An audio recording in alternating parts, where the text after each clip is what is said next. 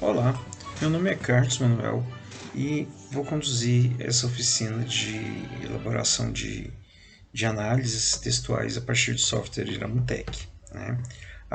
Esse curso é oferecido pelo Centro de Pesquisa em Avaliação e Tecnologias Sociais do Instituto de Psicologia da Universidade de Brasília, e ele está dividido em módulos, né? A divisão em módulos é para facilitar depois o acesso à informação. Esse primeiro módulo ele é um módulo descritivo do que são análises textuais, né?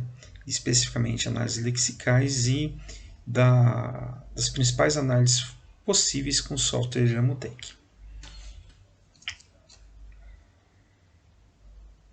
Então, o nosso objetivo principal é capacitar os participantes para a realização de análises textuais com o uso do software Iramutec, que é um software destinado à realização de análises de dados textuais a partir de uma interface com software R de análises estatísticas. O nosso programa ele vai ser centrado, em fundamentos da análise textual, princípios de utilização, ferramentas para análise textual e dos requisitos e aplicabilidade do software Iramutec, as principais análises possíveis com o software, então estatísticas textuais, análise de especificidades, análise fatorial de correspondência, classificação hierárquica descendente, análise de similitude e nuvem de palavras. Depois nós vamos entrar na prática, onde será feita toda a demonstração da preparação do corpus, importação do corpus, execução das análises e, por fim, a interpretação das análises. Então, para iniciar, precisamos definir o que é análise textual. A análise textual é um conjunto de abordagens e técnicas amplo, um conjunto muito amplo, na verdade, de abordagens metodológicas e tradições de análise análises que são pautadas tanto por abordagens da linguística, quanto da psicologia, quanto da sociologia, e que nós trabalhamos com dados eminentemente qualitativos no formato de texto, com o objetivo de identificação de padrões e formas de representação do mundo, ou seja, nós buscamos dentro dos textos indícios ou regularidades que nos permitam identificar alguma representação que esse texto traz que reflita a organização de mundo das pessoas que produziram esse texto. Então, a partir da análise textual, objetivo, é possível descrever uma série de características de um texto. Essas características, a partir das quais a gente vai levantar e cogitar possibilidades sobre o produtor desse texto, seja ele um indivíduo, seja ele uma coletividade, como também pode ser utilizada com finalidade comparativa, relacional, comparando produções diferentes em função de variáveis específicas. Então, a grande utilização hoje da análise textual é, a partir do texto analisado, inferir estados emocionais, inferir representações do mundo, inferir posicionamentos em relação às coisas, no caso, atitudes ou representações, a constituição de representações sociais, e ainda é possível tentar identificar especificidades que identifiquem um grupo e o diferencie de outro grupo. Então, essa é a grande utilização hoje da análise textual. Além disso, nós temos toda uma área de produção de conhecimento sobre como fazer essas análises. Então, como exemplo de técnicas abordagens, nós temos a Grounded Theory, que também conhecido como teoria fundamentada em dados. Então, a partir das análises textuais nessa perspectiva, nós identificamos aspectos da realidade. A partir desses aspectos da realidade, nós inferimos ou criamos teorias, né? A análise de conteúdo, que é um conjunto de técnicas muito utilizado já há bastante tempo no campo das ciências sociais. Então, nós pegamos o texto, analisamos o seu conteúdo e a partir das regularidades, frequência e características do vocabulário, nós tentamos compreender o pensamento, ou as emoções, ou as representações de mundo de um dado produtor de texto, né? A análise do discurso, muito utilizada no campo das ciências sociais, então não se restringe apenas ao texto, mas a toda a modalidade discursiva e inclusive a análise do meio de produção e de apresentação desse texto. Análises narrativas, que são análises estilísticas, né, principalmente, onde a gente busca entender como que determinado produtor de texto, autor ou autores se utilizam dos recursos linguísticos para a exposição de alguma informação.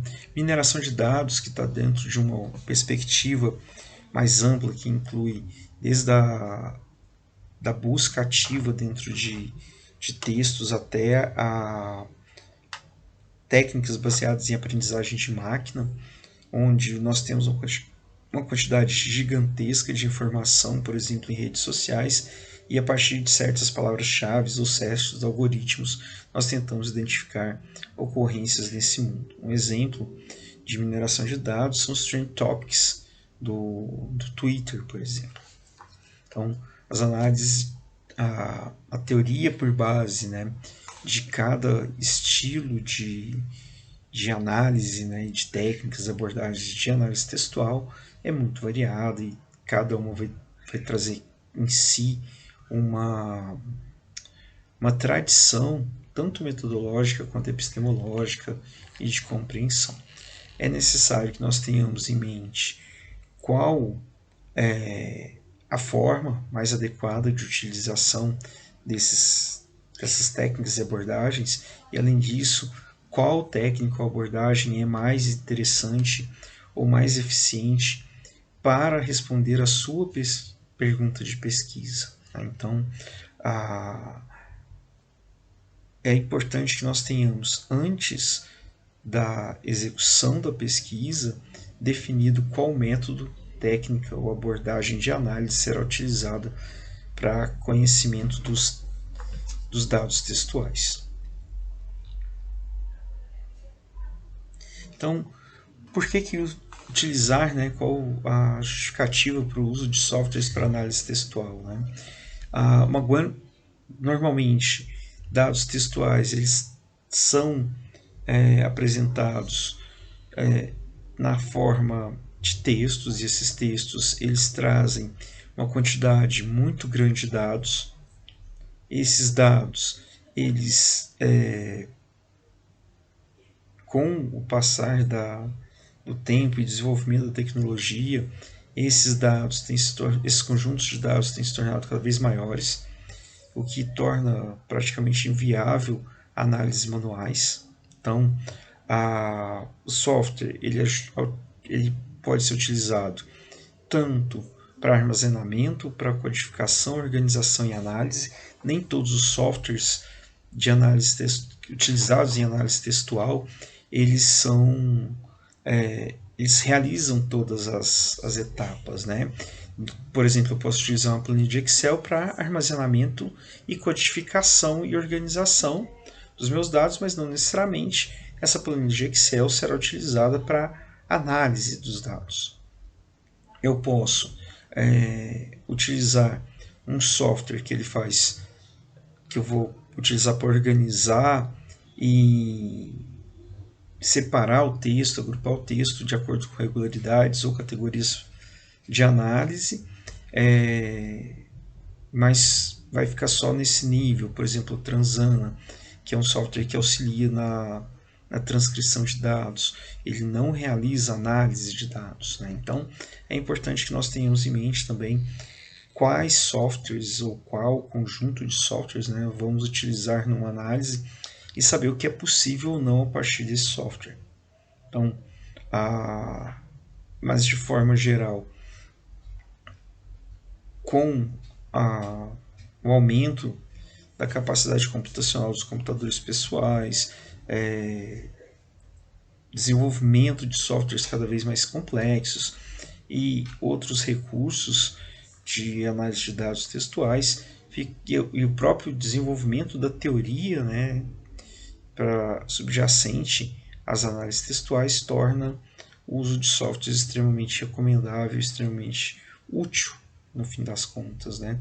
Se pensarmos, por exemplo, vamos analisar tweets sobre determinado tópico, às vezes nós estamos falando da casa de 1 milhão de postagens, apesar de serem postagens curtas, né, no cômputo geral nós temos uma quantidade muito grande de informações, né?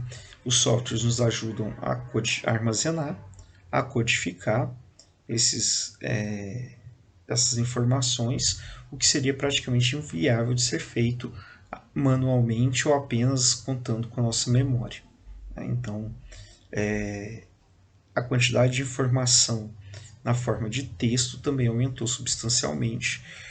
É necessário, então, que esses softwares sejam utilizados para auxílio das análises. Entretanto, por mais atraente que seja utilizar um software, nada deve separá-lo do envolvimento ativo com seus dados, separá-lo você, pesquisadora ou pesquisador. Então, um software ele ajuda, mas ele não resolve problemas dentro de uma análise. É muito comum que as pessoas apliquem estratégias qualitativas de coleta de dados e depois se deparem com questões tanto de ordem metodológica quanto de ordem prática e resolvam utilizar softwares na tentativa de maximizar o aproveitamento desses dados ou mesmo encontrar regularidades que não foram possíveis de serem encontradas de outra forma. Nesse momento, é importante salientar que o software não realiza milagres, né? Então ele não salva e não conserta problemas metodológicos que são anteriores. Então é importante que nós tenhamos em mente que um software é um recurso de análise, mas ele não é o centro da pesquisa.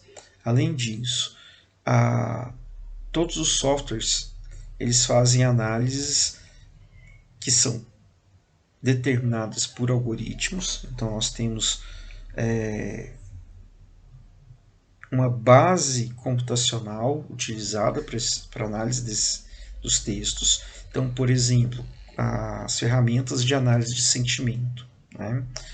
O que é análise de sentimento? Nós temos um dicionário para uma dada língua e nesse dicionário a gente organiza e categoriza algumas palavras que representam sentimentos.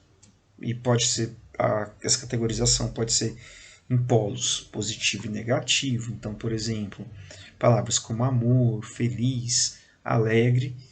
E no outro polo nós teríamos, em outra categoria, nós teríamos palavras como ódio, raiva ou coisa que o valha. Então, nós teríamos análise de sentimento que vai buscar palavras-chave, né, que foram definidas previamente em um dicionário, seja um dicionário que nós desenvolvemos, seja por aprendizagem de máquina, que por uma série de algoritmos, né, uma pré-programação, o próprio sistema desenvolve uma base de classificação, né, mas de toda forma você tem parâmetros dessa classificação de sentimentos positivos ou negativos, ou sentimentos neutros, em relação a um determinado tópico, mas isso é necessário que, para aplicar esse tipo de análise, nós tenhamos uma definição anterior do que são sentimentos positivos, negativos.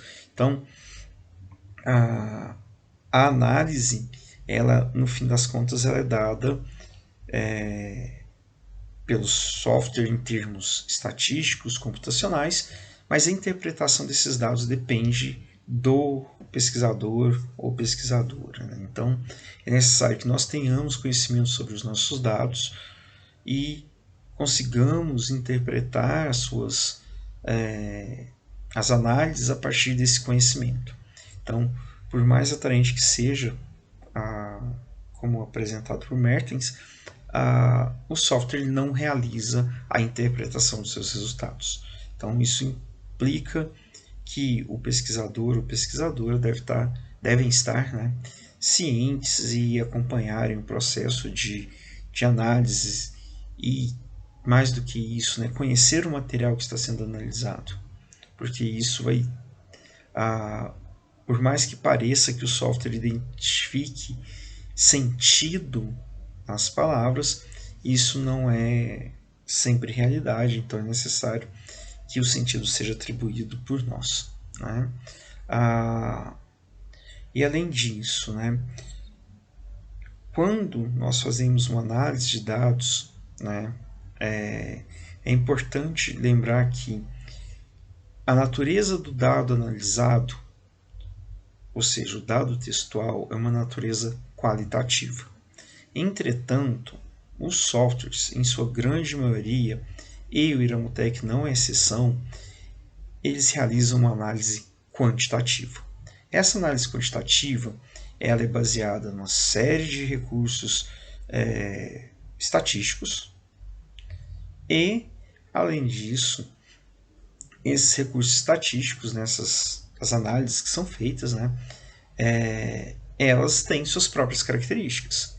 Então, mesmo que os dados tenham uma natureza qualitativa, quando eles passam para análise, a análise é quantitativa. Isso gera algumas confusões, alguns problemas, né, que eu vou salientando durante o processo da oficina, mas só como exemplo, né, normalmente, quando vamos utilizar uma estratégia qualitativa de coleta de dados ou de construção de informação, nós utilizamos critérios de amostragem que são típicos destas abordagens, né? Critério de saturação, então, a partir do momento que no caso de entrevistas, né? A partir do momento que vários entrevistandos começam a repetir alguns termos, algumas ideias, nós podemos considerar que a amostra já está saturada e que podemos encerrar a coleta. Outros critérios, como por exemplo a representatividade daquele caso analisado, no caso dos estudos de caso. Então, são critérios de amostragem que são característicos e típicos de abordagens qualitativas. Entretanto, a análise que será feita é uma análise quantitativa. E essa análise quantitativa, ela apresenta requisitos próprios de amostragem, ou número mínimo de elementos para que uma análise seja possível. Então, a ideia de se utilizar um software como uma segunda opção para análise de dados, ou o incremento da análise de dados qualitativos, ela tem que ser ponderada e pensada no desenvolvimento metodológico da pesquisa, né? Então, quando você estiver elaborando o projeto, se você pretende utilizar softwares, é importante que você leve em consideração que a sua amostragem ou o tipo de informação que você vai coletar, ela tem que atender o mínimo necessário em termos de amostragem, de quantidade de informação, para que o software possa realizar a análise, né? Então, é importante que nós tenhamos isso em mente, né? Até questões de procedimentos que são tomados comumente e que podem ser extremamente danosos quando levamos em consideração algumas questões estatísticas, né? Uma delas é comum, durante muito tempo se fez isso, se o software, você traz um texto para ser analisado e esse texto ele não tem a extensão necessária, já corre, né, algumas ideias como, por exemplo, você pode apresentar o texto 2 vezes para que ele gere mais informação. Em termos quantitativos, isso é a mesma coisa que pegar um banco de dados e duplicar todas as entradas para ter mais dados para análise, né? Então, você pode estar criando redundâncias e alterando a própria natureza do dado encontrado, né? Então, sem dizer que seria uma prática questionável de pesquisa, né? Então, é importante que nós tenhamos em mente, apesar do dado analisado ser qualitativo, a análise realizada é quantitativa. Existe uma questão importante nisso, que vai reverberar, por exemplo, nos relatos, né? Um dos modos nós vamos apresentar relatos de pesquisa a partir do Iramutec, né? Relatos de pesquisa que utilizaram o Iramutec, e vamos apresentar também uma proposta ao final de requisitos mínimos para serem apresentados ao se reportar os dados quando se utiliza o Iramutec. Mas é importante que isso esteja claro, porque quando estamos reportando os dados, não estamos reportando análises qualitativas, e sim quantitativas. Então, é importante que todas essas questões estejam presentes. É comum também que o software seja utilizado por pesquisadoras e pesquisadores que têm uma tradição de pesquisa mais qualitativa. Entretanto, é sugerível, é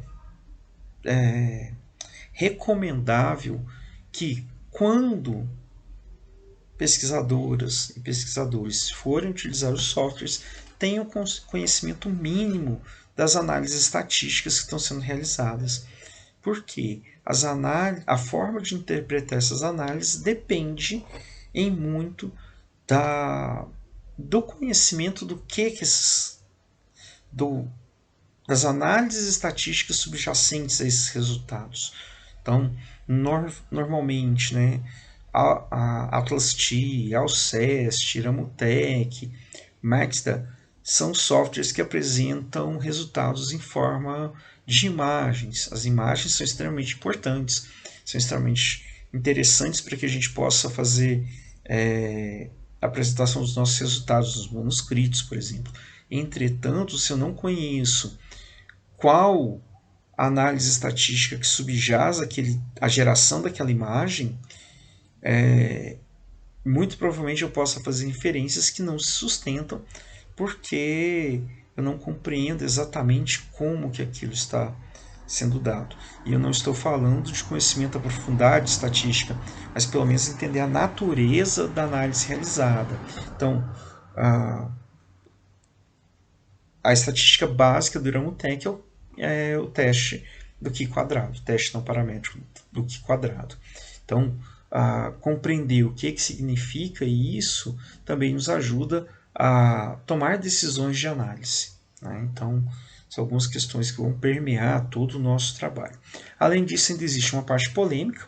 Quando vamos reportar os resultados, essa questão de ser uma análise quantitativa de um dado qualitativo ainda gera muita discussão. Então, é comum que nós submetamos um manuscrito e nele você diga que fez análises quantitativas com o Iramutec, e um revisor ou um editor dizer que, olha, não, é uma análise qualitativa. Entretanto, o que a gente sabe é que é uma análise quantitativa. São princípios quantitativos a partir de um dado qualitativo. E o que é o Iramutec, né? O Iramutec, ele não é bem um software sozinho, né? Ele é uma interface para análises multidimensionais de textos e questionários, utilizando como ferramenta computacional o R.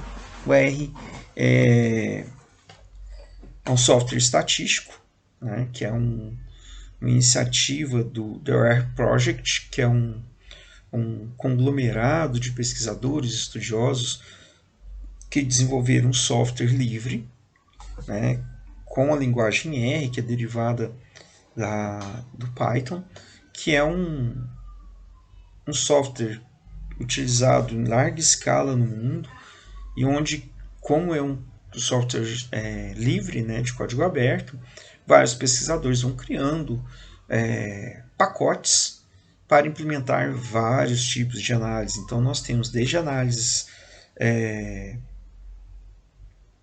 psicométricas, análises de dados geográficos, de clima. Então, nós temos vários pacotes, várias frentes de trabalho usando o R. O R, se fôssemos simplificar, ele é uma grande calculadora, onde nós vamos implementar toda sorte de análises estatísticas. Entretanto, o R ele apresenta uma característica de programação. Então, é um software onde você tem uma tela e você programa, né, e coloca as linhas de comando. Isso por um lado é muito bom, pois você tem uma versatilidade, né, de análises possíveis. Entretanto, você tem também um empecilho que é a interface do R não é uma interface tão amigável quanto o que nós estamos acostumados na maioria dos softwares, né? Então você seria uma tela onde você poderia escolher análises já pré-programadas, sem ter a necessidade de digitar a linha de comando, digitar os parâmetros de análise e tal. Então, o R ele vem para ajudar no sentido de fornecer uma interface mais amigável para a realização das análises de texto dentro do R. Então, também pensando no público, né, um público mais versado em análises qualitativas, um software que fosse de análise que necessitasse a digitação de linhas de comando também se tornaria um pouco amigável e pouco prático, né? Então, o software ele traz já alguns parâmetros de análise, algumas questões mais fáceis de lidar, né, do ponto de vista dessa análise dessa interface mais amigável, né? Então ele foi desenvolvido por Ratno em 2009 e continua em desenvolvimento até hoje. O software é um software gratuito, então open source, né? Então ele tem código aberto, é possível customizar o software, é possível acrescentar análise, é possível modificar as análises que são realizadas, né? Ele, como eu já disse, faz a interface com o software R e o Iramutec ele utiliza da linguagem Python, que também é uma linguagem de código aberto e tal.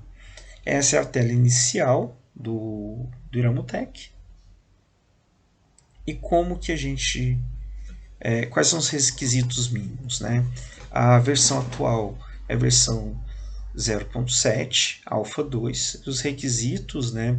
Sistema operacional. A gente tem uma versão para Windows, para Mac e para Linux.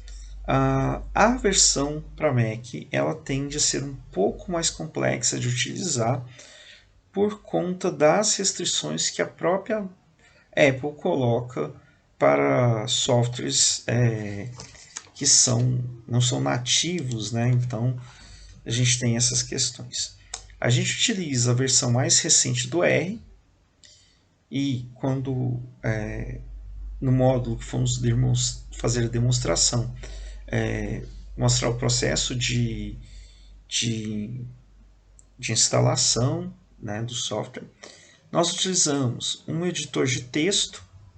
As versões mais antigas era recomendável que se utilizasse apenas OpenOffice ou outros softwares gratuitos, mas hoje já é possível usar o pacote Office como editor para editar os textos, né?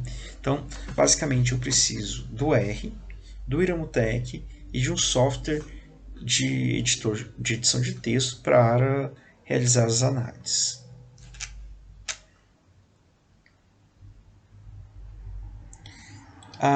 Algumas ações importantes, né? Então é necessário que nós façamos sempre a atualização dos pacotes do R. Então no módulo que vamos falar sobre instalação e operação do software, será mostrado como fazer esse caminho, né? Então, os pacotes do software R precisam ser atualizados, as bibliotecas do DrumTech precisam ser atualizadas periodicamente, né? Então, nós temos alguns procedimentos padrão, né? Então, por exemplo, a cada um período aí mensal é importante que a gente abra o R e faça a atualização dos pacotes, seguindo esse caminho, pacotes, atualizar pacotes. Brasil, que ele vai pedir a sua localidade para poder fazer essa atualização. E no R, né, as bibliotecas do R, que são os algoritmos, né, os pacotes para realização das análises, a gente na primeira vez que a gente abriu o software depois da instalação, ele vai pedir, né, se a gente quer fazer alguma atualização. Para esses dois processos é necessário que o computador utilizado esteja online, né? A gente pode também fazer a atualização manualmente, ou pedir também que ele faça a verificação se os pacotes do R estão instalados e se a comunicação entre os dois softwares está ocorrendo, né? Então, eu também vou mostrar esse procedimento, mas é importante que a gente verifique isso, né? E uma vez instalado, a gente não fique mudando de pasta onde o R foi instalado e onde o DrumTech foi instalado, pois corre o risco de que um software perca a comunicação com o outro. E aí as análises não acontecem, fica uma situação extremamente complicada, né? Então, para reverter manualmente. Então, quando for mostrado o processo de instalação, será sugerido, né, uma forma onde se instalar esses programas para que eles não percam a comunicação entre si, né? E o que a gente analisa, né? Então, os dados textuais eles podem ter muitas origens, né? Postagens no Facebook, ou textos do Instagram, ou textos literários, ou textos, documentos, entrevistas, grupos locais, as transcrições, né? Então,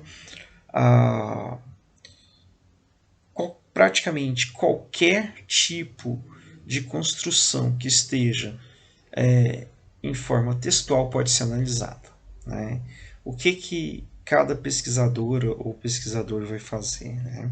Então, nós vamos levantar as informações necessárias para a nossa análise, né? Seja entrevista, seja questionários abertos, seja textos, seja documentos. A gente vai organizar todas essas informações que estão em forma textual, então as entrevistas precisam ser degravadas, os grupos locais precisam ser transcritos, um livro que esteja impresso, né, fisicamente, ele precisa ser digitado, o texto dele, então é necessário que os textos estejam em formato editável, né, para que seja analisado. E como que a gente organiza? A gente organiza numa grande estrutura chamada corpus, que será demonstrado daqui em alguns módulos à frente como elaborar esse corpus, né? Então, o corpus ele é um conjunto de textos, e os textos eles são as unidades de análise que serão submetidas ao escrutínio dos algoritmos do software. Então, um corpus é o conjunto total de textos, os textos são as unidades que serão analisadas, e essa parte é feita pelo pesquisador, a organização dos textos, e o segmento de texto são as unidades de texto que são decompostas pelo programa. Para isso, ele utiliza uma série de regras linguísticas aplicáveis a cada idioma do texto. Então, mas em linhas gerais, o segmento de texto, né, ele compreende a extensão mínima de texto necessária para portar sentido naquela língua. Lembrando, né, o software ele não entende a escrita, né, mas ele se baseia nas regularidades da língua. Né? Então, quantas palavras normalmente são necessárias para que se transmita uma informação na língua X, Y ou Z? Né? Quantos caracteres mínimos, quantas palavras? Então, a gente se baseia nesse tipo de regularidade, né, e leis da linguística. Uma sugestão muito importante é que nós entendamos minimamente as leis da linguística para que possamos fazer as análises.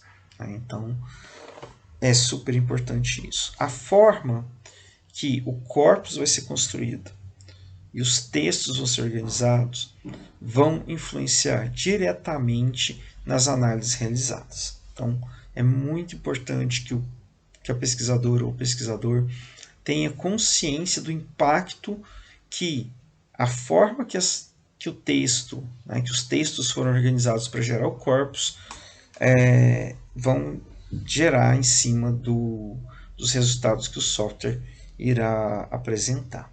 Né? Então, eu costumo dizer para as pessoas, quando a gente vai trabalhar com Iramutec, que a parte mais importante de todo o trabalho é a organização do corpus. O corpus, uma equivalência com uma análise quantitativa, né? Ele é o banco de dados, no fim das contas, né? Só que na forma textual. Então, quais são as análises que são realizadas, né? Então, a primeira coisa que a gente obtém quando a gente utiliza o software são as análises lexicais clássicas. O que são essas análises? O software irá decompor o texto em unidades de contexto elementar, as UCEs. O que são as UCEs? A partir de um dicionário que o software traz, né, para aquela língua, então existe um dicionário de português que o software vai utilizar. Existe um dicionário de inglês, um de espanhol, um de francês, então, que são customizados e criados por pesquisadoras e pesquisadores dos vários países. Né? Então, esse dicionário ele traz as formas verbais daquela língua, traz as classes gramaticais. Então, o que é uma unidade de contexto elementar? É uma UCE. É uma unidade que, naquela língua, apresenta minimamente uma informação. Então, normalmente, em português, ela é composta por substantivos, verbos e advérbios e outras classes gramaticais minimamente necessárias para que um texto seja compreensível. Né? Novamente, o software não lê a palavra e atribui sentido. Né? Ele não lê uma frase e atribui sentido. Mas ele parte do pressuposto: olha, aqui eu tenho um substantivo, logo em seguida eu tenho um verbo, tenho um advérbio, tenho um pronome, então provavelmente aqui eu tenho uma unidade de contexto elementar. Ele vai fazer a contagem das palavras. Então, primeira coisa, o software vai fazer toda a leitura do texto, né, e dizer o seguinte: olha, é um corpus com tantas palavras que a quantidade de palavras ele vai chamar de ocorrências e cada palavra individualmente ele vai chamar de forma.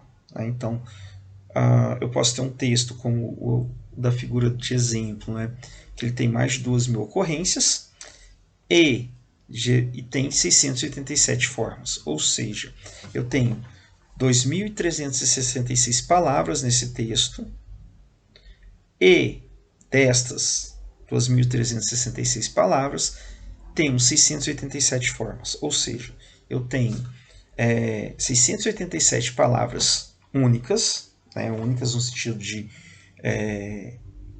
que compõem esse texto e que se repetem ou não durante esse texto, gerando essas 2.300. Então, por exemplo, uma palavra como o verbo ser, né, Então, a forma é, ela se repete várias vezes no texto, mas ela é uma forma. Né? Então, imagina que tenhamos um texto falando sobre determinada, sei lá, sobre uma lei, por exemplo. Né? Então, você vai ter palavras que se repetem muitas vezes, algumas que ocorrem pouco, e ele vai fazer essa contagem. Olha, quantas palavras tem aqui, né, que é no total, são as ocorrências. Formas. Quantas palavras diferentes tem nesse texto? Né? Então, lembrando que todo o texto ele vai apresentar palavras com maior frequência e palavras com menor frequência. É importante entender também que ele vai trazer o número de APACs. O que são as APACs? As APACs são as palavras que aparecem uma única vez. Então, eu tenho um texto, por exemplo, um texto com 2.363 palavras, ocorrências, né? Eu tenho 687 palavras diferentes. Destas, né? Eu vou ter 390 APACs, que dão 16,48% das ocorrências e 56,77% das formas. Qual que é a importância das APACs? As APACs elas podem ocorrer em até 25% de um texto. Né? É comum que isso aconteça.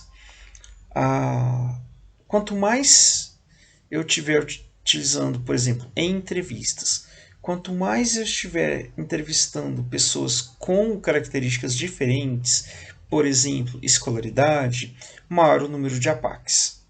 Ou de áreas tecnicamente diferentes. Né? Então, vamos supor que eu esteja entrevistando psicólogos, advogados e dentistas. Né? Muito provavelmente o vocabulário dessas três áreas seja diferente e o que vai aumentar a quantidade de APACs, ou seja, palavras que apareceram uma única vez na verbalização de uma pessoa da área de direito, por exemplo. Né? Por quê? Porque quanto mais técnico o vocabulário utilizado num determinado contexto, maior a tendência que apareçam palavras que são muito específicas e que não se repetem tanto. Né? Então, todos os textos, qualquer texto que nós pegarmos, será possível identificar APACs. Quanto mais técnico o texto, maior o número de APACs. Né? Quando estamos fazendo análises comparativas, por exemplo, comparando contextos diferentes. Então, imagine a situação em que eu entrevisto bombeiros e entrevisto policiais militares ou policiais civis. Muito provavelmente eu tenha vocabulários muito típicos de cada um deles. Né? Então, o número de APACs também serve para identificar o quanto de especificidade tem num texto e quanto tem de comunalidade. Então é importante que a gente leve em consideração.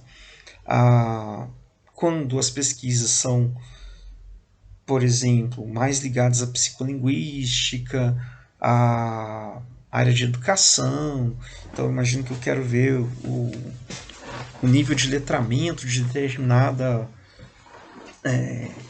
extrato da população, né? O número de APACs tende a aumentar conforme aumenta a escolaridade. Então, são características que a gente vai olhar. E, né, então, o texto, que são as unidades que são analisadas, né, que são decompostas em unidades menores, também é dado uma média de ocorrências por texto. Né? Uma questão importante, é dado também, né, nas estatísticas descritivas, esse gráfico. Esse gráfico ele representa a aplicação da lei de Zipf. Né? O que é a lei de Zipf? A lei de Zipf ela diz o seguinte, que nós temos uma quantidade, né, grande, então, no eixo vertical, nós temos, né, a frequência das palavras e no eixo horizontal nós temos a quantidade de palavras, né, de formas. Então, eu vou ter algumas poucas palavras que se repetem muito, e eu vou ter, por exemplo, de, a, uma. Então são palavras, né, que se repetem muito, e eu vou ter palavras que vão ter frequência igual a 1. Né? Então eu vou ter uma quantidade X de palavras que vão ter frequência igual a 1. É importante esse gráfico para uma questão que quase nunca é apresentada nos textos. Quando vamos analisar os relatos de pesquisa que utilizam o Iramutec, essa informação raramente é apresentada, mas ela tem uma importância muito grande. Ela indica o quanto aquele texto provavelmente é um texto natural, no sentido de que ele é um texto legítimo. Como assim? Um texto legítimo, ele tende a apresentar essa curva característica pela lei de Zipf.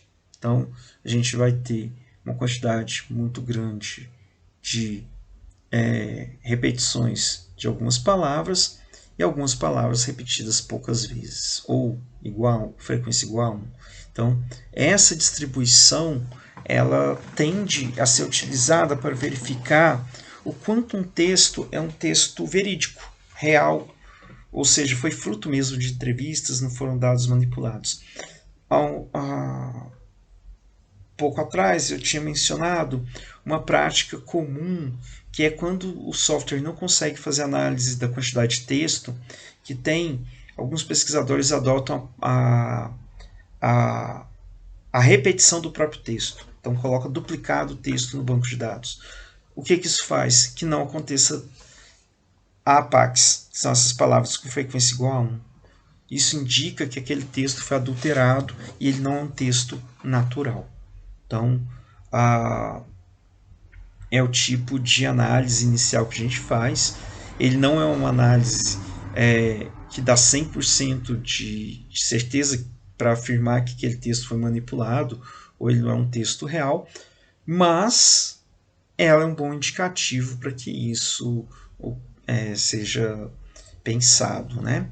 A lei de Zipf ela é utilizada não só na lexicografia, né, que é essa análise do léxico, né, mas também bibliometria, em outras áreas onde a gente tende a avaliar algum tipo de ocorrência natural. Ela apresenta uma série de aplicações práticas. Né? Então, hoje, uma coisa que seria interessante de ser acrescentada é, inicialmente, quando vou apresentar os dados da minha pesquisa, as análises, que eu apresentasse esse gráfico. Esse gráfico, claro, guardando as devidas proporções, ele teria a mesma função, né, de estruturação do relato de pesquisa que a análise de normalidade de uma pesquisa quantitativa, né, de dados quantitativos. Aquela análise que nós fazemos verificando outliers ou inormalidade. Né? Então, essa seria a primeira análise demonstrando, olha, o meu banco de dados, ou seja, as informações que eu coletei, elas sim representam uma verbalização natural dos participantes, ou é um texto que pode ser considerado como um texto real e não é fictício, não foi criado, manipulado ao extremo. Tá? Então, seria uma coisa importante de se utilizar e de se apresentar, mas que não é apresentada em quase nenhum tipo de análise com o software Iramutec. Então, também ele vai apresentar, né, ele vai fazer um processo que a gente chama de lematização. Então, o que ele vai fazer? Ele vai reduzir a variação das palavras aos seus lemas. Daqui a pouco eu mostro como isso é feito. Ele vai criar também, para cada texto, o que a gente chama de dicionário de forma reduzidas, que é o dicionário criado a partir da lematização. E ele vai identificar as formas ativas e suplementares. Formas ativas geralmente são aquelas palavras que têm uma função, né, de portar mais significado, enquanto as formas suplementares são aquelas palavras utilizadas que têm mais função de ligação. Então, normalmente, formas ativas vão incluir verbos, adjetivos, substantivos, pronomes pessoais. Então, vai apresentar também alguns advérbios. Já as formas suplementares geralmente incluem preposições, pronomes indefinidos. Então, são essas características e, às vezes, algumas palavras que não são classificadas porque elas não constam do dicionário. E aí a gente vai falar disso quando for falar do corpus, né? O que fazer com palavras que não são típicas de uma língua, por exemplo, mas que os falantes falaram, tal, né? Então, essa análise descritiva ela é importante para a gente verificar. Seria uma análise da qualidade do texto apresentado, né? Então, o quanto que as verbalizações elas estão mais próximas de uma fala natural ou não. Para quem trabalha com pesquisa qualitativa, um dos nossos desafios, né, é na condução, por exemplo, de entrevistas, que a pessoa produza, né, em textos, lógico, verbalizações ou textos escritos, né, que sejam o mais próximos possível da, da realidade, né, que não sejam tão enviesados pelas nossas perguntas, tal.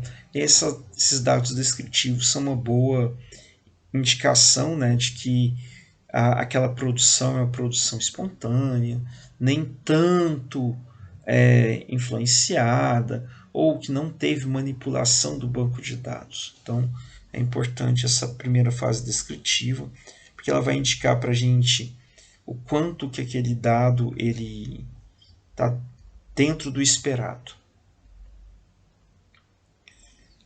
Depois da análise descritiva, é feita a análise de especificidades. O que são as análises de especificidades? Quando nós trabalhamos com Eramutec, nós vamos definir, no mínimo, né, um corpus ele é formado para ser analisado pelo menos por 2 textos. E esses 2 textos, a partir disso, né, dessa separação em 2 textos, é possível fazer análise de especificidades, ou seja, qual o vocabulário característico do texto 1 e do texto 2.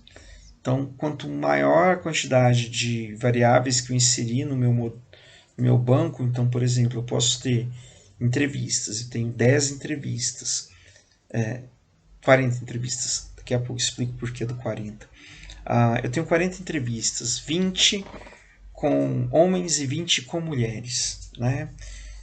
A análise de especificidade vai me permitir verificar qual o vocabulário típico utilizado por homens e qual o vocabulário típico utilizado por mulheres.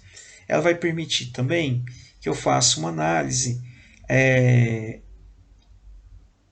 por outras variáveis. Eu posso colocar análise por idade, faixa etária ou qualquer coisa do tipo. Então, eu consigo identificar o quanto os textos são diferentes ou quanto que a partir de uma variável eu tenho um conjunto característico de vocabulário. Né? Então, voltando no exemplo, eu entrevistei policiais militares e bombeiros de um corpo de bombeiros militar. Eu posso, a partir da análise de especificidade, verificar, né, qual tipo de vocabulário específico que cada um utiliza. Né? E também posso verificar o que tem de comum. Né? Então, análise de especificidades também é possível que a gente faça uma análise a partir uma análise gráfica, que é a análise fatorial de correspondência, que é essa demonstrada. Né? Essa análise fatorial de correspondência é uma análise que foi feita com os discursos de presidenciáveis na França há um tempo atrás, e cada cor dessa representa a verbalização típica de um tipo de um candidato a partir da sua orientação político-partidária, né? E também ela permite ver o nível de proximidade. Então é como se eu pegasse uma lista de palavras que cada um tem em comum e a partir de alguns procedimentos, especificamente a teoria dos grafos, eu plotasse isso num gráfico 2D, num gráfico cartesiano, né, e conseguisse estimar, né, quanto mais próximo, mais vocabulário compartilhado, que provavelmente indica então algum nível de proximidade de ideias, e quanto mais distante ou em quadrantes opostos desse gráfico cartesiano, né, desse plano cartesiano, eu consigo identificar o quão discrepante um é do outro, né? Aqui, por exemplo, nessa imagem, nós temos, né, a, a classe mais lilás, né? Ela indica o vocabulário típico dos candidatos de extrema direita, né? A, a, a classe vermelha ela está relacionada mais a um discurso mais de esquerda, e a classe verde e azul claro elas estão relacionadas a, por mais que possa parecer que elas são opostas, né, mas elas têm algumas questões importantes, partidos liberais e partidos trabalhistas. A azul relacionada ao Partido Trabalhista e a verde mais ao centro, né, aos partidos liberais. Então, porque as duas partilham questões econômicas como pano de fundo, né? Então a gente tem um discurso que, apesar de diferente, ainda guarda similaridades. Então, a interpretação de um gráfico dessa natureza, de uma análise fatorial de correspondência, ela depende do seu conhecimento dos dados, porque a princípio são só palavras dispostas num gráfico e que a gente sabe que quanto mais distante, menor grau de similitude, e quanto mais longe, quanto mais próximo, aliás, maior a similitude entre os vocabulários, né? O tamanho das fontes indica a maior frequência, né? E a centralidade da palavra dentro do quadrante, né? Da distribuição dessa que a gente vai chamar de classe, né? Indica o quanto que as outras palavras se ligam a ela e ela é aglutinadora. Por isso que é utilizada a teoria dos grafos como base desse algoritmo, pois ela vai calcular, a partir dos gráficos são calculadas distâncias de atração e de repulsão de termos, né? Então, essas que são questões relevantes aqui, mas é uma quantidade, é uma organização da informação que eu preciso analisar de uma forma detalhada, e isso é possível a partir do conhecimento do texto que foi analisado. A que ele se refere, como que ele foi produzido, o que se espera dali.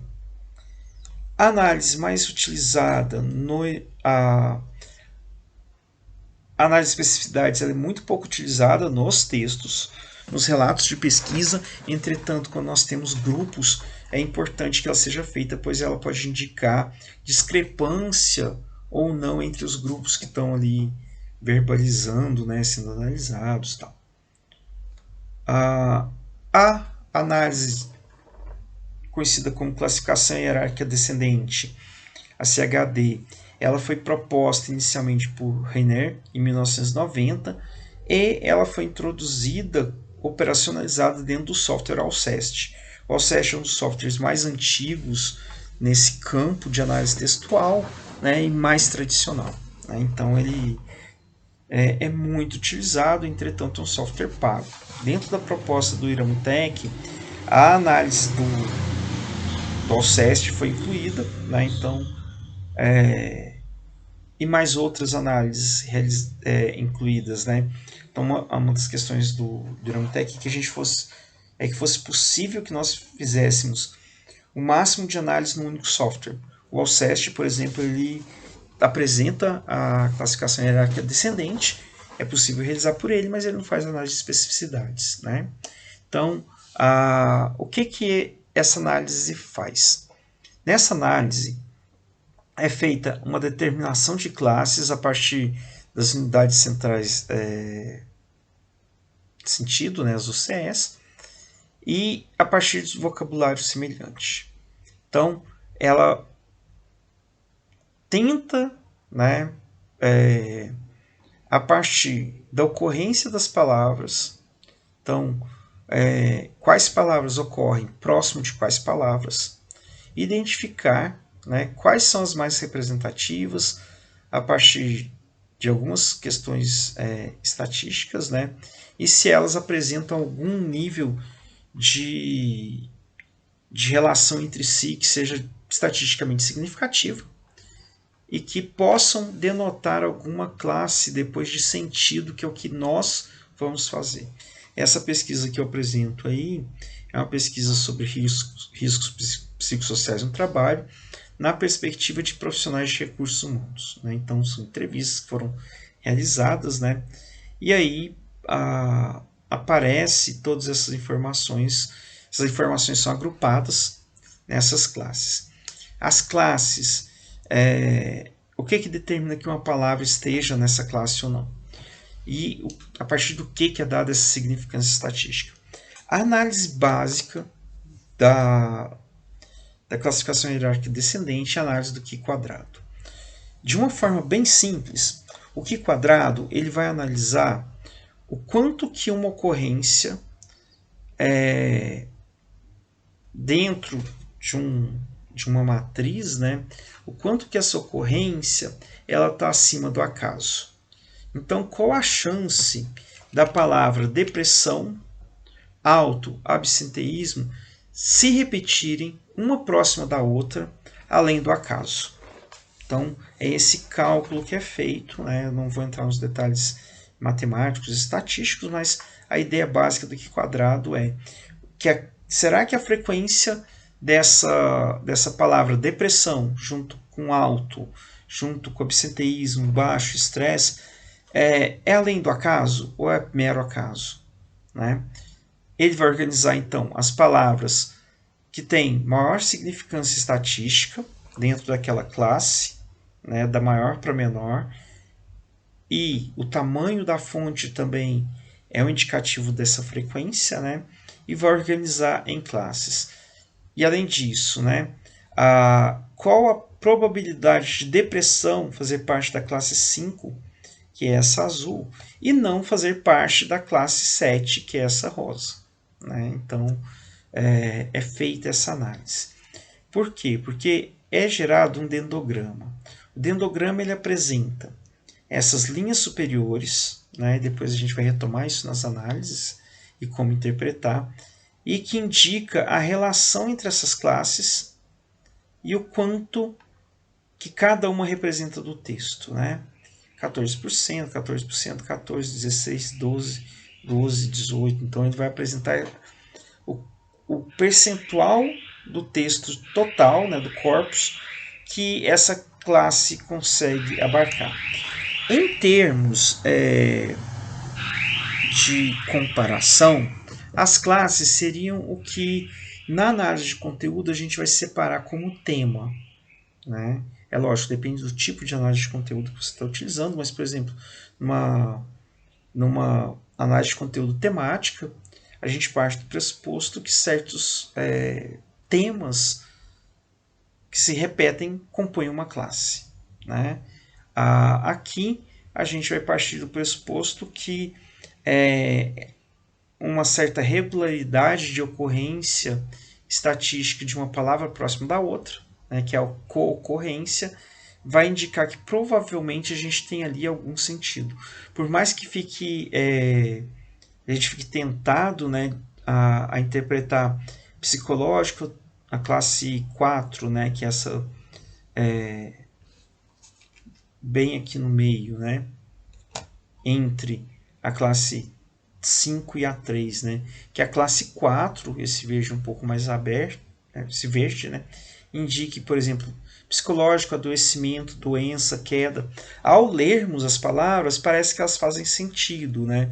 Mas o software não dá sentido. Ele parte do pressuposto. Olha, se uma palavra sempre ocorre perto da outra, e isso é mais do que o acaso, então provavelmente ele tem um sentido. E nós vamos atribuir sentido e dar nome para essas classes.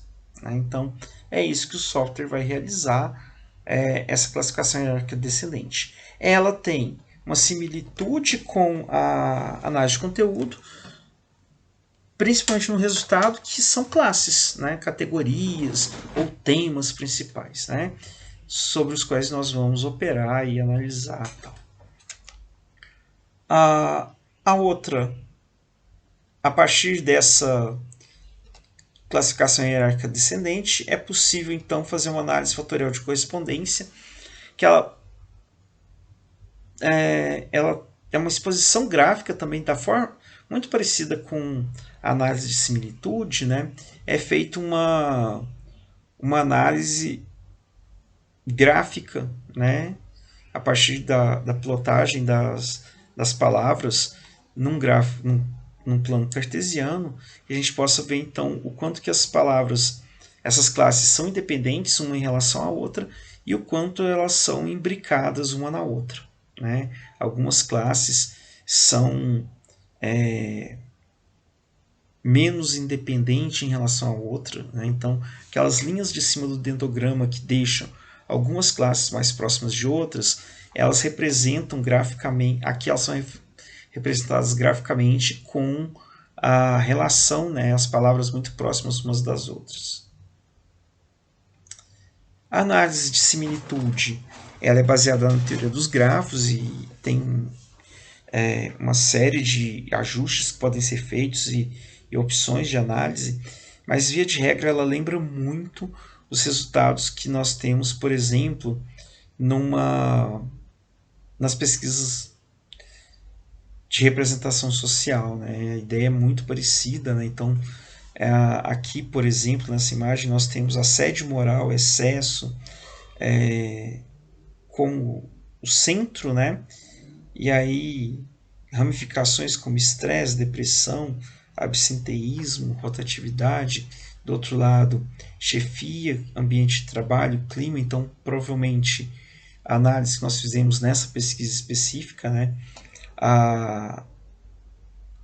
As questões do ambiente de trabalho estão relacionadas ao assédio moral, que é um dos riscos psicossociais que nós identificamos e que gera uma série de questões, né, problemas físicos, mentais e relacionados à própria organização. Né?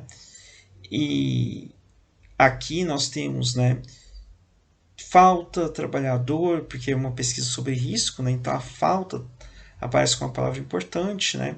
E aqui dividindo em subtópicos dentro dessa pesquisa, né? Que seria, por exemplo, características de isolamento, constante, ausência, que tem a ver com as relações dentro do trabalho. Aqui algumas questões de chefia, de liderança, tal, e aqui consequências também físicas e psíquicas e sociais da exposição a riscos psicossociais no trabalho. Aqui a análise ela é necessário um conhecimento sobre o texto, né, o que foi perguntado ou trabalhado, as linhas que unem as palavras. Quanto maior o calibre, ou seja, quanto mais espessa a linha, maior a ligação entre as palavras, né? E as ramificações vão indicando outras informações, vão indicando como se fossem tópicos dentro de tópicos. Né? Então, por isso que a gente utiliza a teoria dos grafos, né? Que é o quanto que uma palavra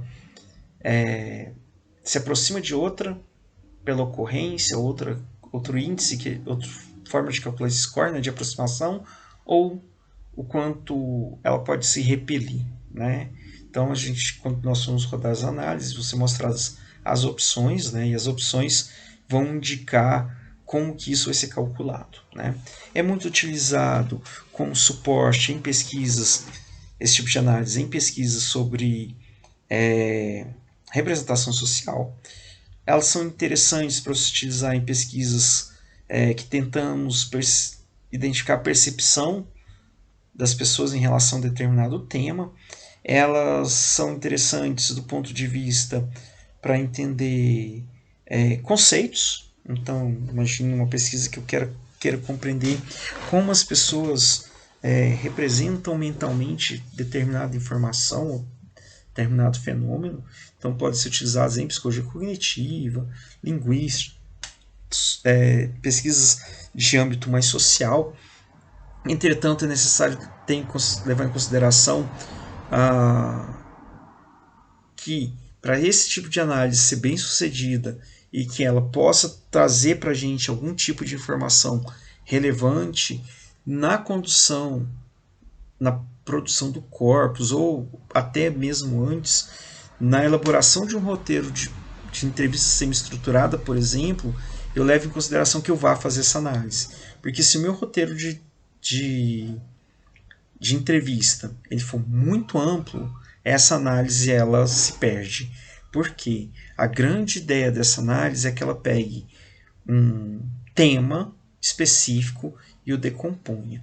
Se eu tenho um roteiro de entrevista que é muito diversificado, esse tipo de análise, nos temas dentro das perguntas, né, esse tipo de análise ele é pouco informativo, porque ele vai se basear num tipo de dado, ele vai gerar alguma coisa, né, algum tipo de figura tal,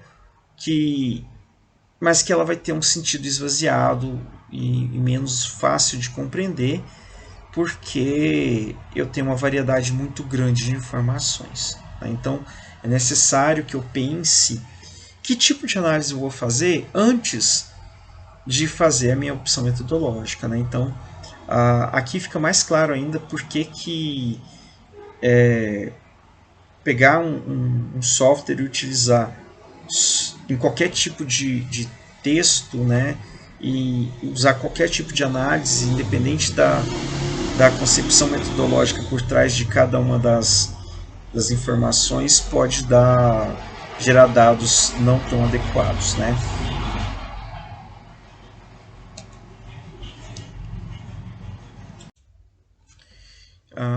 No fim das contas, o tipo de análise realizada ela será mais ou menos relevante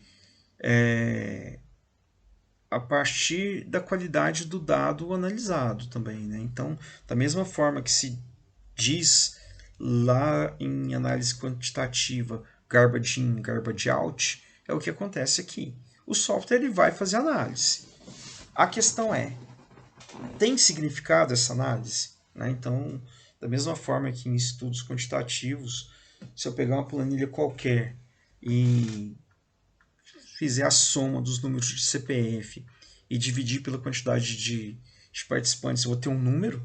Esse número praticamente não representa nada, porque o CPF não é um número, é apenas um rótulo, né? Uma medida nominal, então não vai ter. É só uma identidade do participante, né? Ele não representa nada em si. Né? Então, em termos quantitativos, é a mesma coisa, eu pegar qualquer tipo de texto e analisar, o software vai fazer análise. A questão é o quanto que essa análise é importante ou relevante, vai depender da qualidade do dado analisado. Então, da mesma forma que na pesquisa quantitativa garbage in, garbage out, no uso de um software para analisar dado qualitativo também é garbage in, garbage out. Né? Então, se eu faço uma entrevista e ela tem uma concepção qualitativa por trás que é conflitante com a análise que o software vai realizar, por exemplo, a características do corpus. O Iramutec é indicado para analisar corpos monotemáticos, ou seja, as minhas entrevistas têm que versar sobre um único tema. Meus grupos focais têm que lidar com o mesmo tema.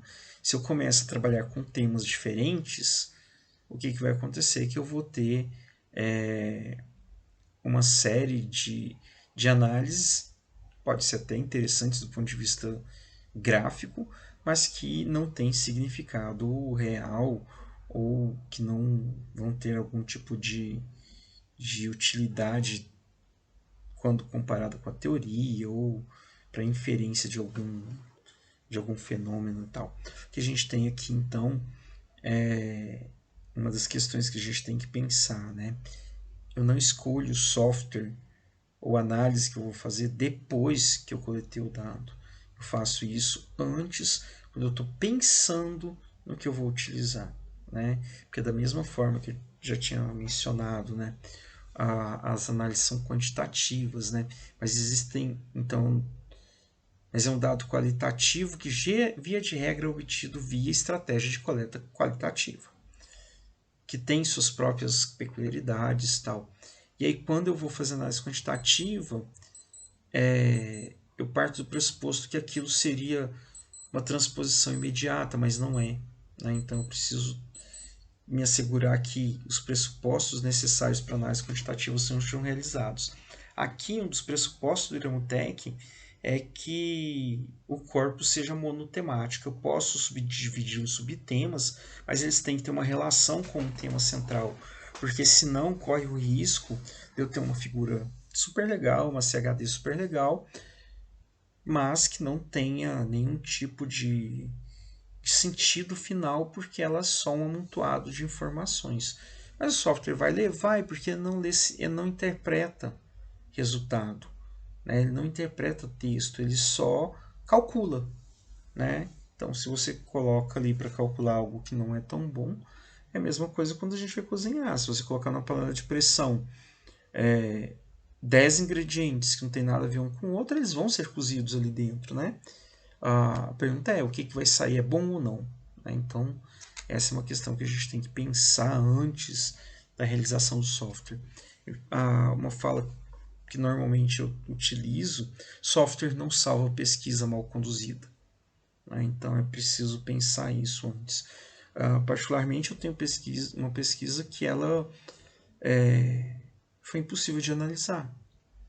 Nem análise de conteúdo foi possível, porque no meio do processo eu não me atinei para algumas perguntas que davam margem para a resposta do tipo sim ou não.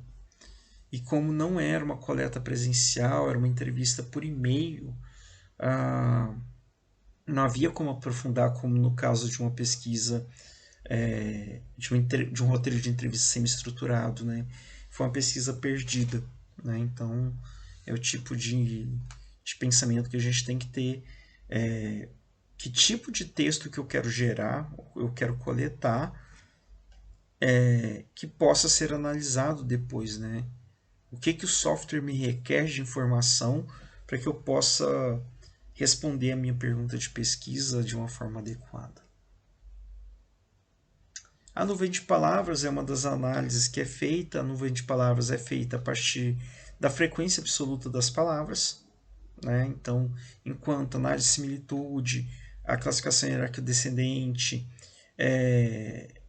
análise de especificidade são análises relacionais, aqui nós temos apenas uma análise de frequência. As palavras, quanto mais frequentes, mais centrais e com maior fonte, e as palavras com menor frequência vão se afastando do centro e vão apresentando menor tamanho, né, em termos de fonte.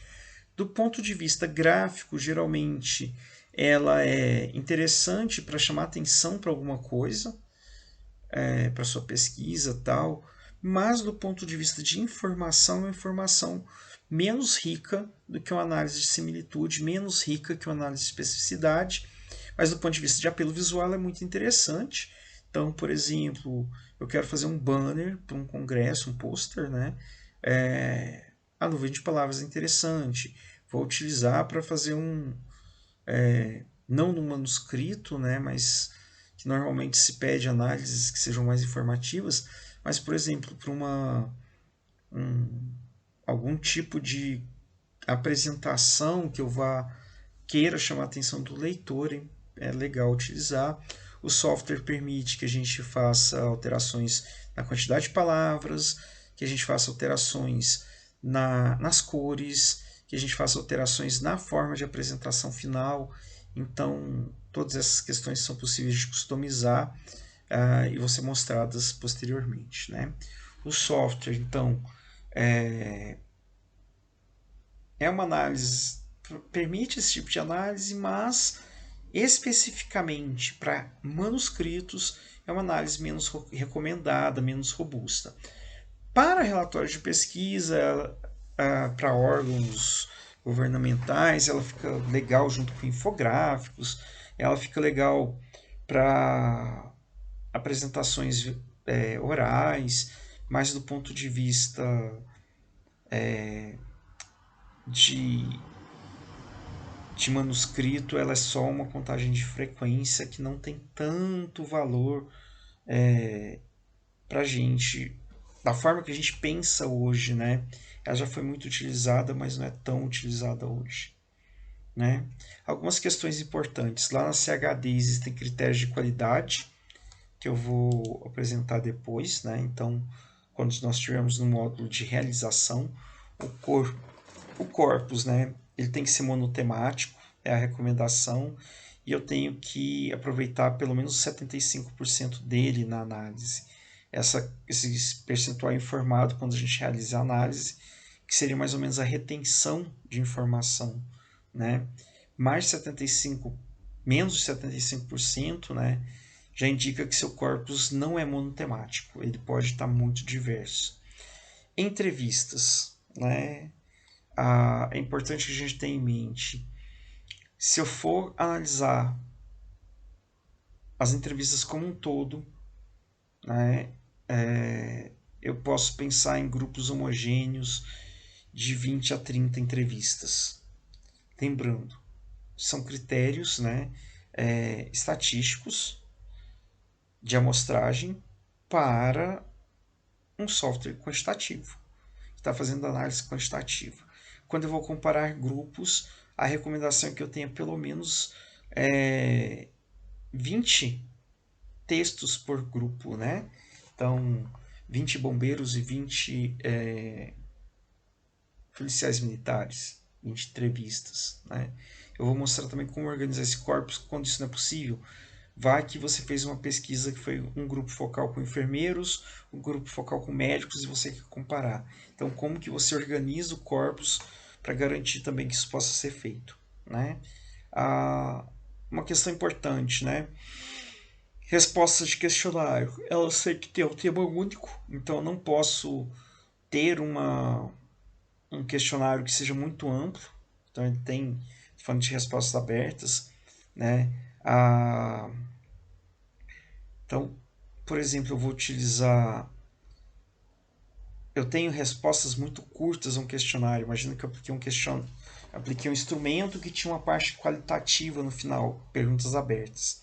E as respostas têm ali de 3 a 5 linhas. Eu vou precisar de pelo menos 100 para gerar um texto analisável, né? Respostas muito curtas, quando não é possível, então imagina que estamos analisando tweets, né? Um tema X, tweets sobre a pandemia, né? Então, eu extraí esses dados do Twitter e vou analisar.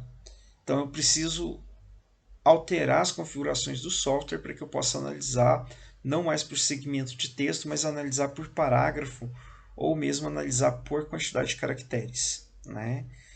É lógico que quanto menor o texto utilizado como parâmetro, maior a chance que a minha análise seja menos representativa ou menos adequada, né? O corpus, né? Normalmente, e a gente vai fazer demonstração passo a passo, a gente precisa de pelo menos 2 textos num corpus, né? Um texto ele é indicado, né? Com a linha de comando, como essas linhas que estão aqui à frente, né? Então eu vou ter 4 asteriscos. Depois, o nome de uma variável, então participante 1, e a outra variável eu posso colocar sexo do participante, 2 ou 1. Então eu tenho que ter anotado em algum lugar os nomes das variáveis e o que elas significam. O software ele vai ler as letras junto com o asterisco e vão dizer o seguinte: olha, isso aqui é uma variável, então. Só que ele não sabe que tipo de variável que é. Então, todos os detalhes eu vou passar depois, né? Eu posso colocar aqui, estima-se que até 20 variáveis diferentes, mais do que isso fica muito complicado. Lembrando que cada variável que eu insiro no modelo que vai trabalhar com que quadrado, mais graus de liberdade eu tenho, mais graus de liberdade tendo, eu preciso de mais dado para poder analisar, eu aumento a chance de erro, estatística, uma série de questões, né? E depois vem o texto propriamente dito, eu vou mostrar como se faz detalhadamente a edição desse texto, né? Eu posso incluir subtemas, então, por exemplo, no texto 1, né, eu tenho participante 1, filial 1 ou filial 2, sei lá, imagina que estou analisando o discurso organizacional, e aqui clima organizacional. Minha pesquisa é sobre clima. Então, eu estou perguntando para as pessoas a percepção delas em relação ao clima da organização. Dentro das perguntas, eu posso ter um subtema, por exemplo, liderança. Tá? Mas o que acontece? Esse subtema ele tem que ser um subtema real. Né? Teoricamente, tem que fazer sentido. Eu não posso criar um subtema que não seja uma variável relacionada ao meu tema principal. Então, aí vem também a questão de, eu vou criar um roteiro ou uma entrevista tal, eu preciso pensar como que ela vai ser realizada. Então, por exemplo, eu vou analisar documentos, né? Não faz sentido eu juntar documentos que não têm relação com o outro. Esses documentos têm que ter relação com o outro ou dentro deles ter subtemas, né? O corpus, né? Ele não é justificado a questão de alinhamento, não precisa de parágrafo. Os algarismos, né, quando eles são importantes para análise, a gente coloca em número, tá? Porque, aliás, quando eles não são importantes para análise, a gente coloca em número. Quando eles são importantes em termos da análise, a gente transforma em texto, porque ele vai ser analisado de uma forma diferente, né? A gente pode modificar o texto para que algumas palavras sejam analisadas como um conceito e não como palavras separadas. Então, por exemplo, força de trabalho, que vem separado, né? Se a gente ligar a palavra força, underline, de, underline, trabalho, a gente não tem mais 3 palavras, mas um conceito que vai ser analisado. Palavras compostas, a gente tira o hífen e substitui por underline. Por quê? Porque o hífen ele indica subtema, ele não indica na leitura, se você deixar um hífen lá dentro, ele vai ler como alguma coisa, indicando que começou um outro subtema naquela fala. A gente não utiliza caracteres especiais, então a gente limpa todo o texto, né? A gente pode manter pontuação, mas o software não vai se importar com isso. E limpar o texto em termos de caracteres ocultos e outras coisas. Quando no módulo sobre a criação do corpus, né, a gente vai tratar de algumas decisões metodológicas também, como por exemplo, eu vou corrigir ou não o texto do meu corpus, né? Então imagina que eu estou analisando falas. Será que palavras, termos como né, daí, tipo assim, o né eu vou substituir por não é, ou eu vou tirar do meu texto? O tipo assim eu vou deixar, porque vai depender do tipo de análise, qual que é o seu objetivo de pesquisa também, né? Uma questão importante, eu preciso de pelo menos 2 textos para análise, né? Não dá para fazer aqui quadrado com uma única amostra, um único grupo, um único participante. Eu preciso de 2. Se é um estudo de caso, eu estou analisando a fala de uma única pessoa, eu tenho que separar essa fala em dois textos, né? Um corpus com dois textos minimamente para ser analisado, né? E isso pode implicar em algumas análises não serem tão fidedignas porque você criou uma divisão onde não existia, né? A análise como, por exemplo, análise de especificidade, ela não faz sentido num texto único, porque ela é uma análise comparativa. Decisões sobre quais termos serão unidos com expressão, por exemplo, primeiro-ministro, psicologia social, força de trabalho, assédio moral, dependem do que está sendo, qual que é o objetivo do seu texto, né? Qual da sua pesquisa, na verdade, né? Então, se eu estou fazendo uma pesquisa do campo organizacional, o termo força de trabalho é um conceito, né? Então ele tem que ser separado, né? Tem que ser separado no sentido de ser tornado um conceito, né? Correções e padronizações do texto, substituições de palavras por sinônimo, também são decisões a partir da natureza da pesquisa. Além disso, é importante relatar que isso foi feito ou não dentro do texto, né, do relato, né, da sua pesquisa, porque isso muda o resultado final. O texto, para ser analisado, ele tem que ser salvo no formato TXT. Depois, né, e aí eu vou mostrar como que é feito toda essa questão, mas a gente salva como o TF8, que é o conjunto de caracteres que o software vai ler, e LF é o tipo de quebra de parágrafo que é utilizada, né? Então, é mais ou menos essas questões que fazem mais sentido ali. A gente tem algumas referências importantes e sugestões de leitura, né, para a compreensão desse texto, então é importante para aprofundamento, né, outros textos vão ser apresentados durante os outros módulos. Muito obrigado.